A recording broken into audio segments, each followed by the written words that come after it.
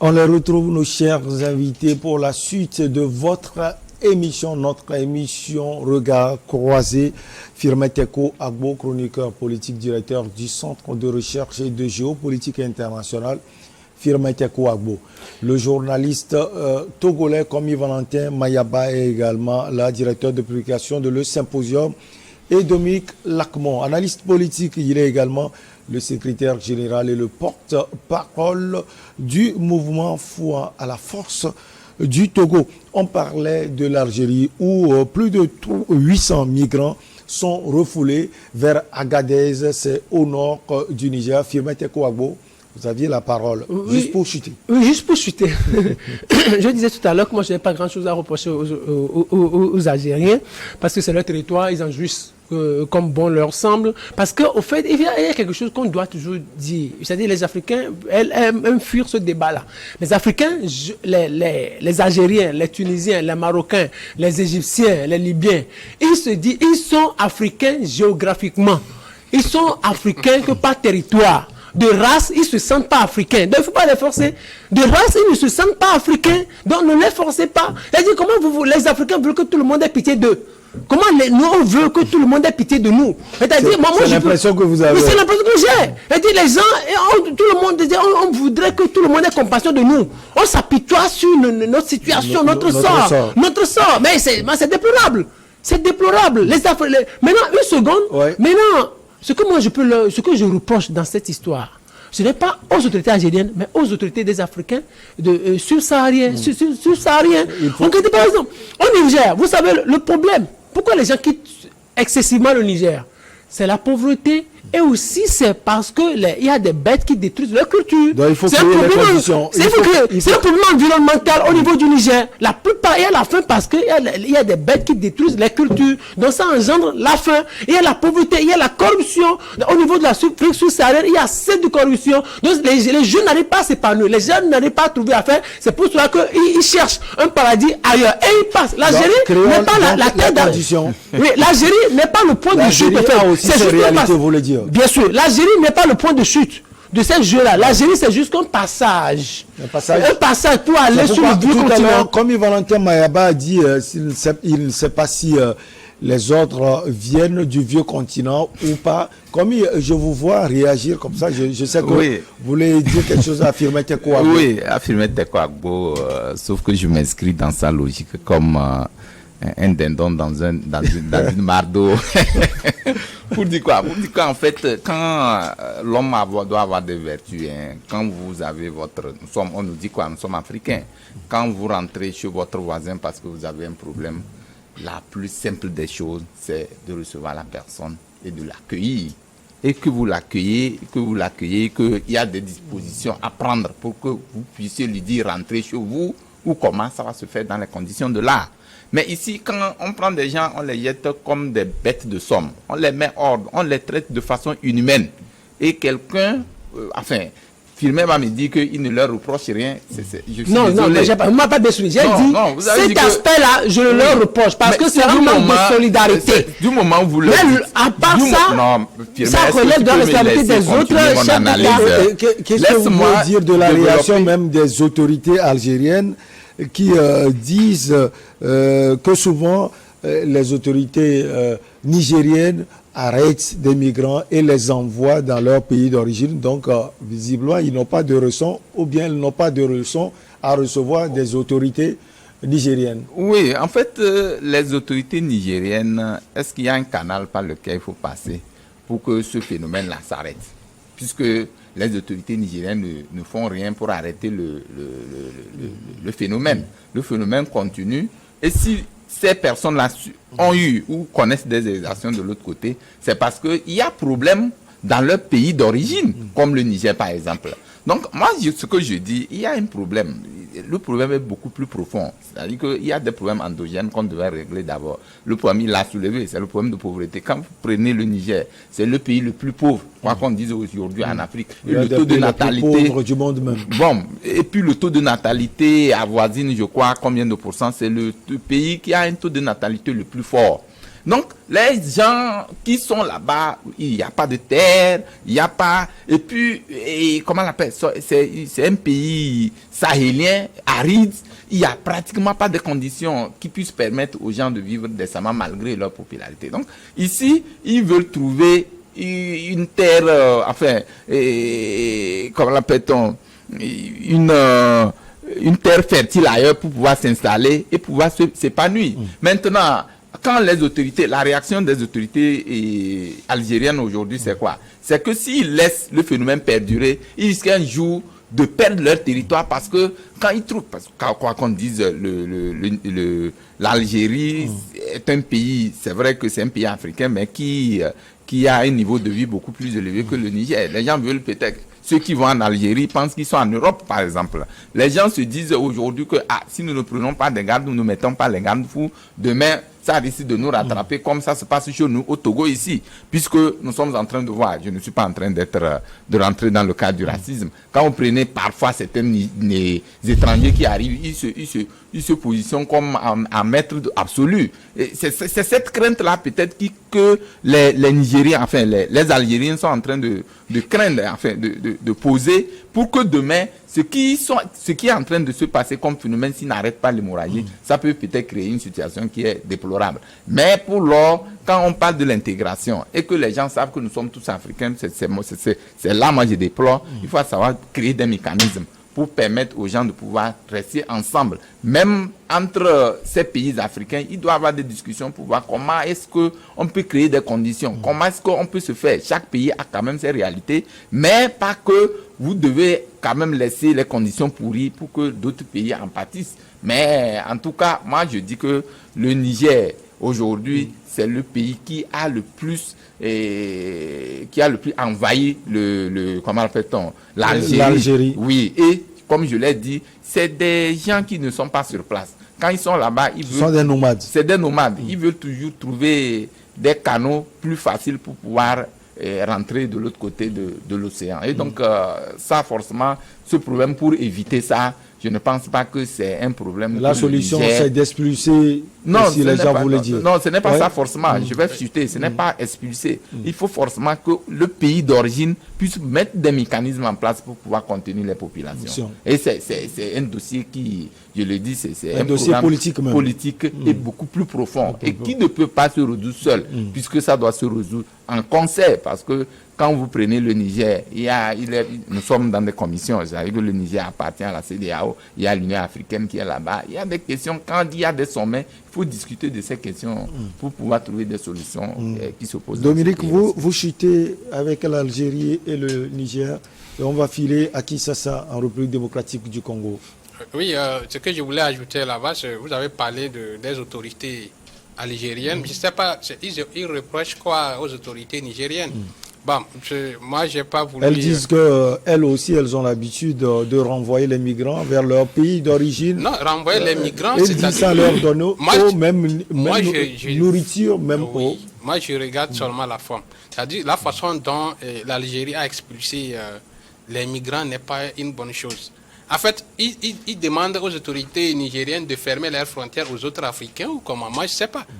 Mais au moins, s'il y avait quand même des arguments à soutenir qui disent que les autres Africains qui arrivent sur leur territoire leur causent du tort, voilà certaines raisons, ils vont organiser de manière normale et responsable leur expulsion.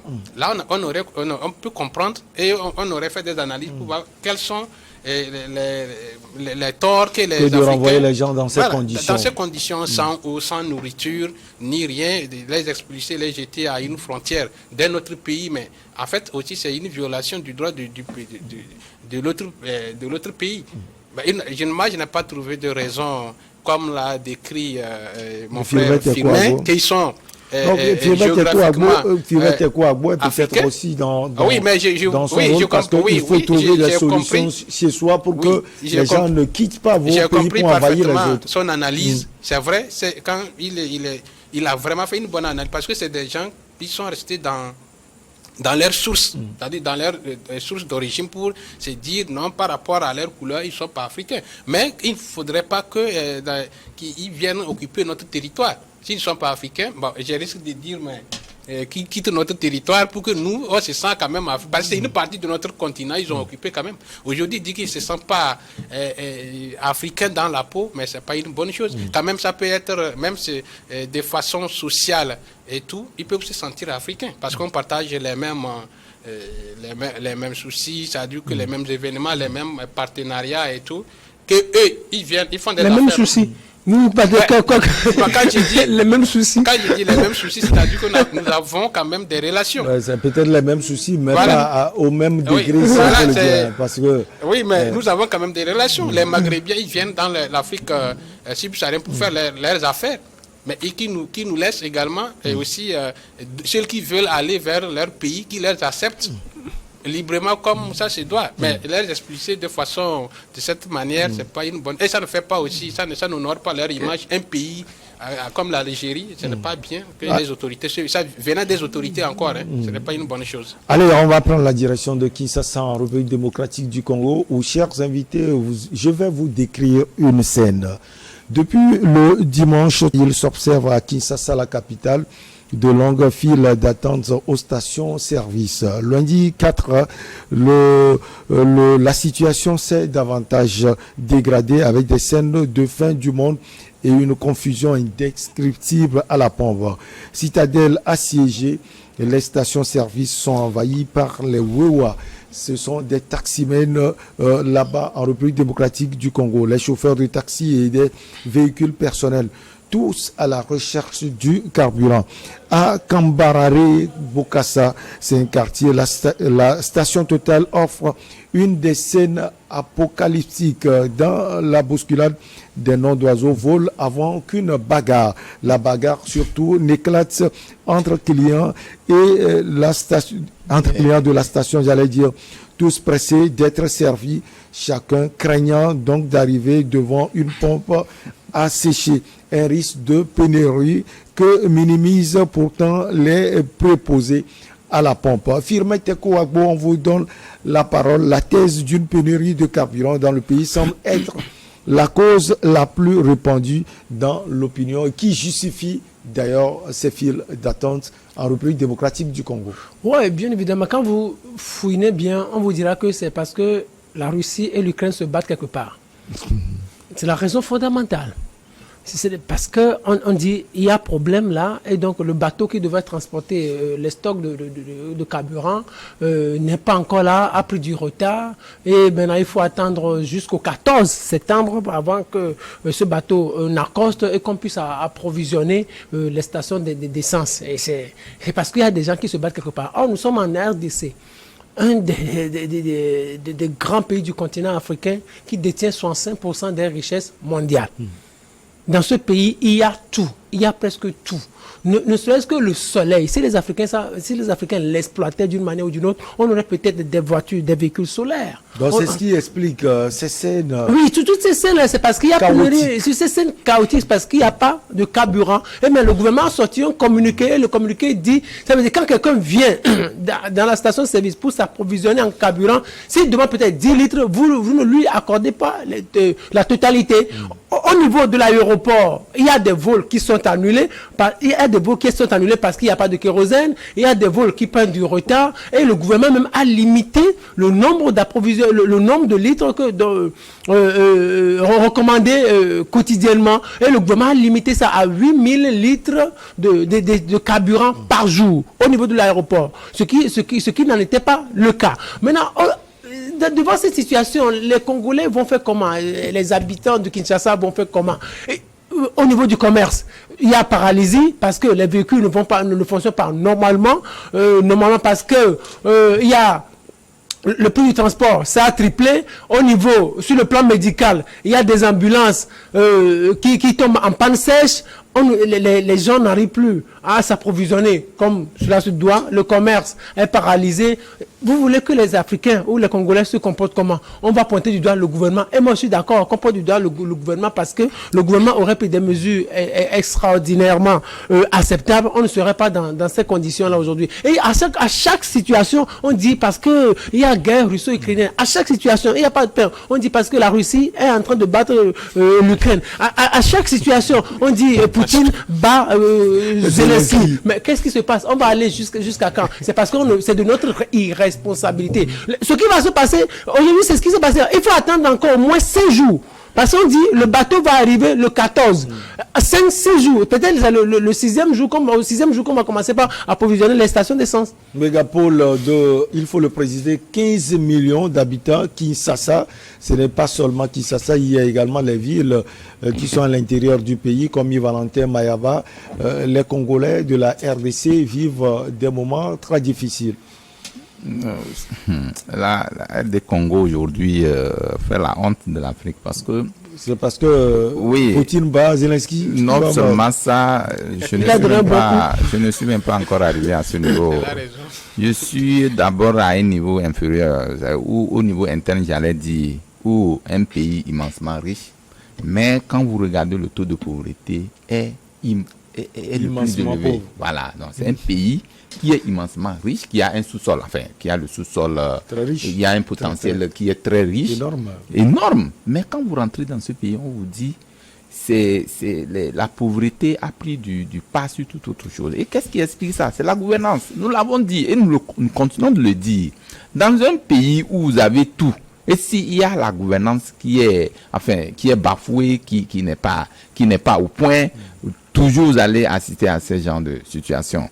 Aujourd'hui, la RD Congo, avec Tshisekedi, nous on pensait, le peuple congolais même pensait que c'est le paradis. C'est la solution au problème.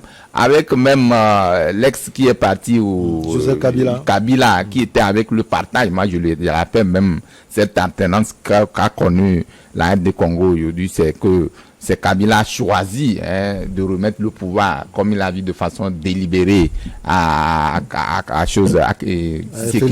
Tshisekedi, parce que c'est l'opposant le moins viril, ou qui n'inquiète pas, ou qui est encore plus souple par rapport à Faïlou. Voilà. Donc aujourd'hui, la figure elle est là. Tout le monde est en train de pouvoir mesurer les enjeux. C'est des enjeux de taille parce que vous allez voir que il y a encore 5 jours devant pour avoir le carburant dans son ensemble. Mais la raison fondamentale qu'on explique, c'est que il y a la guerre quelque part qui se passe et qui doit avoir des répercussions sur nos pays africains. Est-ce qu'on n'a pas honte avec ça? Oui, ce n'est pas seulement là-bas. Dans les autres pays, en l'occurrence en Afrique ici, les gens font allusion par rapport aux problèmes que nous vivons. Comme vous le permettez, on va marquer la pause. Bon. Elle s'impose, comme d'habitude. Oui. On revient pour la suite et la fin.